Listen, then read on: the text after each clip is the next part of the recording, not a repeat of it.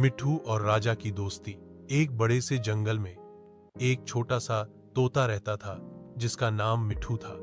मिट्ठू बहुत रंग इरंगा और चुलबुला तोता था। उसके पंख हरे थे और उसकी चोंच लाल।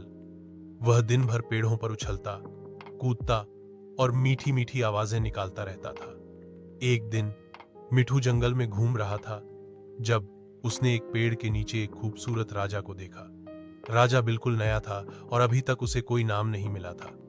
मिट्ठू को राजा से दोस्ती करनी थी, लेकिन वह थोड़ा डर रहा था। मिट्ठू ने हिम्मत की और राजा के पास गया। उसने अपनी मीठी आवाज में कहा, क्या तुम मेरे दोस्त बनोगे? राजा ने अपनी नहरें उठाई और मिट्ठू की तरफ देखा। राजा ने कभी किसी तोते से बात नहीं की थी। राजा ने धीरे से कहा, हाँ, मैं तुम्हारा दोस्त बनना चाहूंगा। उस दिन से मिट्ठू और राजा पक्के दोस्त बन गए। मिट्ठू राजा को जंगल की नई नई जगहों पर ले जाता। राजा मिट्ठू को अलग अलग फूलों और पेड़ों के बारे में बताता था। वे दोनों एक दूसरे से बहुत कुछ सीखते थे। एक दिन जंगल में तेज तूफान आया। बारिश इतनी तेज थी कि सभी जानवर डर गए। मिट्ठू का घोंसला एक पेड़ की डाली पर था जो तूफान में टूटने वाला था। मिट्ठू बहुत घबरा गया। राजा ने जब मिट्ठू को घबराया हुआ देखा तो उसने सोचा कि उसे कुछ करना चाहिए। राजा ने अपनी छोटी छोटी डालियों से मिट्ठू के घोंसले को सहारा दिया।